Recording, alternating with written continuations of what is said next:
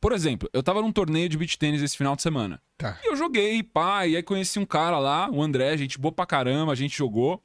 Tava com uma amiga minha.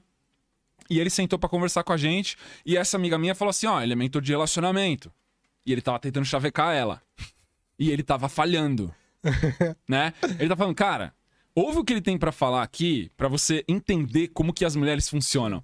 Ela já deu a letra pro cara que ele tava fazendo merda. Porque ele tava criando um personagem sedutor pra ela, que é amiga minha há 20 anos, gostar dele. Nossa.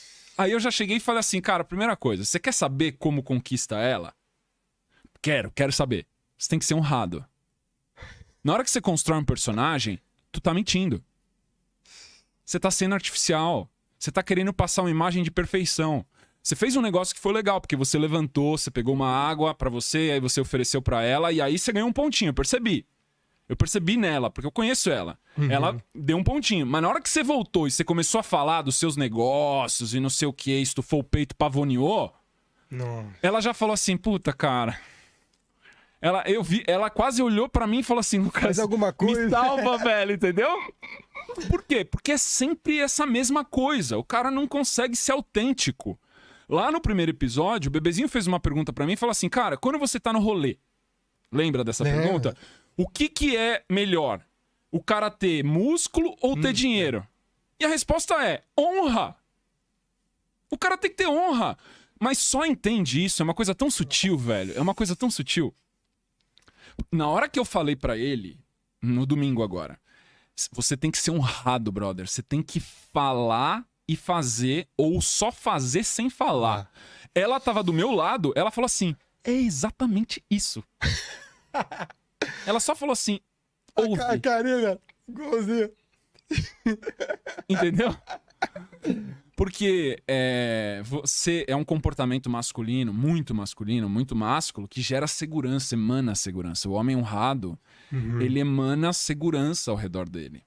Né? Isso é muito louco, velho. E aí gera esse magnetismo. Só que o grande poder do homem honrado é quando ele faz o compromisso com uma mulher e ele honra aquele compromisso falando assim, eu vou ser um homem monogâmico.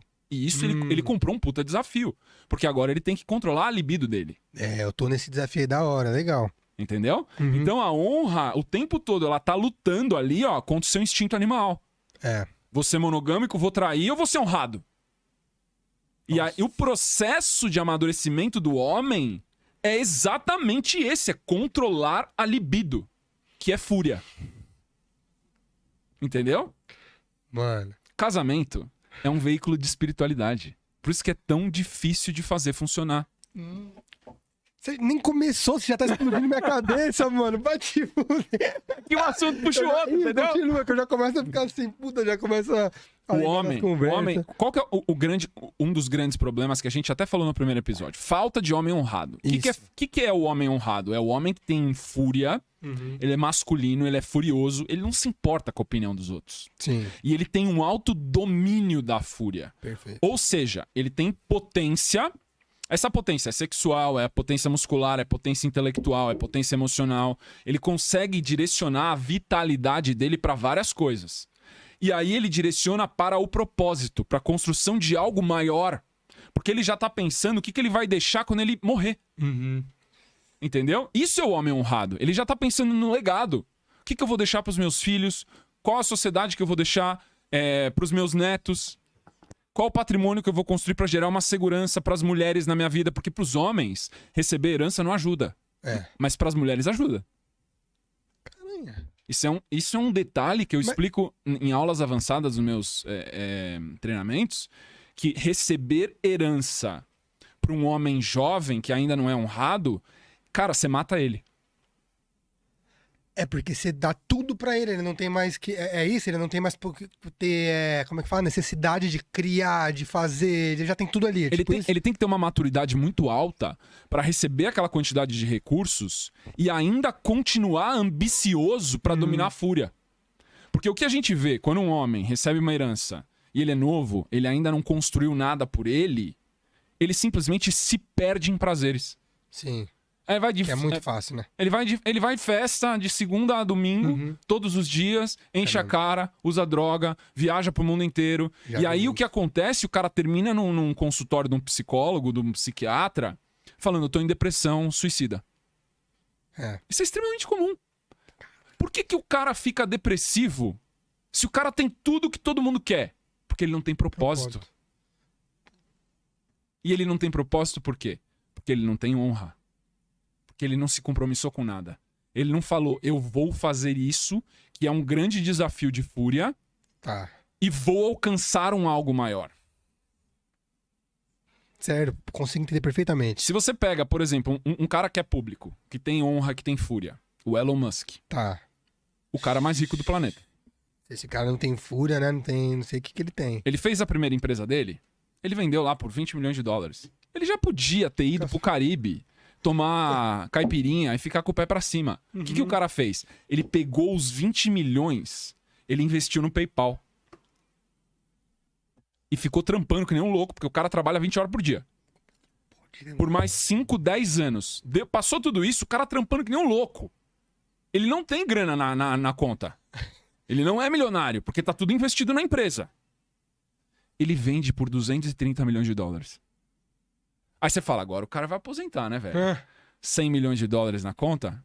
Não, ele pega, investe 50 numa empresa de foguete, investe 20, 30 numa empresa de carro elétrico, que ninguém acredita, todo mundo fala que ele vai fracassar, investe 10 milhões de dólares numa empresa de painel eletrônico solar. Aí ele faz uma promessa lá na empresa de foguete. Como é que você vai ganhar dinheiro?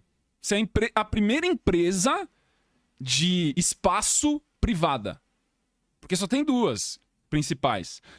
A NASA, da Rússia, da China, da Índia, mas é tudo governamental. Sim. Ele é a primeira empresa privada que começou a trabalhar com espaço. Ele falou o seguinte, a promessa que ele fez foi o seguinte, eu vou fazer foguete que dá ré. E os caras falam que não dá, o do Elon Musk dá ré, viado. O que a galera fez? Riu. Você vai fazer foguete que dá ré? Então vai lá. É impossível. A física não permite.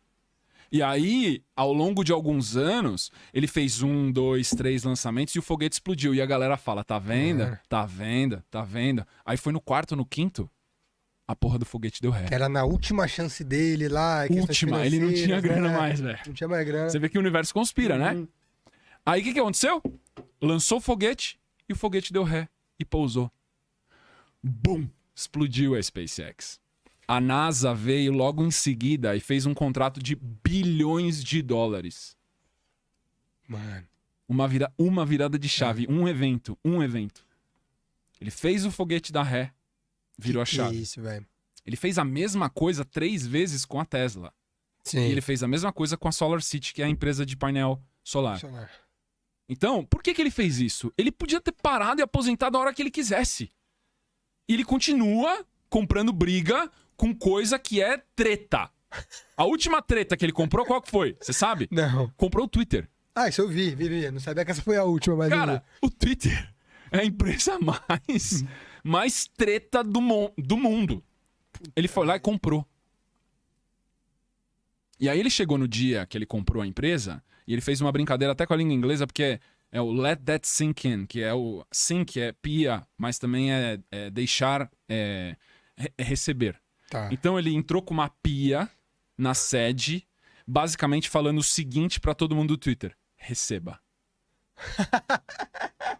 Luva de pedreiro, viado. Vou chegar Luva de pedreiro. Ele fez exatamente o que o Luva de Pedreiro fez ao longo desses anos no Twitter. Ele chegou com uma pia e falou: receba. Segunda-feira que vem eu tô com uma pia aqui, vocês estão fodidos. Receba. Não, e detalhe, antes de fazer isso, ele pagou 44 bilhões de dólares. Tá, velho. Entendeu? Então, por que ele faz isso? Pra criar um desafio, uma ambição, uma gana maior pra ele ter um propósito. Sim. Porque se ele parar, tudo aquilo que ele construiu, o pensamento empreendedor, o network, o capital que ele tem, perde o sentido. Se ele perder o sentido, ele entra em depressão. E não só ele, né? Não só ele, todo mundo que, As pessoas que vive tão, em torno. disso também do propósito dele, que dependem desse propósito dele também, muito provavelmente perdem o significado, perdem o sentido. A causa 1 da depressão, É isso que eu ia falar. a causa 1. Tem várias causas. Você pode explicar o psiquiatra, tem um amigo meu que é psiquiatra, tem amigo meu que é psicólogo, tem um monte de gente que é psicoterapeuta, mas poucos entendem a causa espiritual da depressão. A causa espiritual da depressão é a causa 1, que é ausência de significado.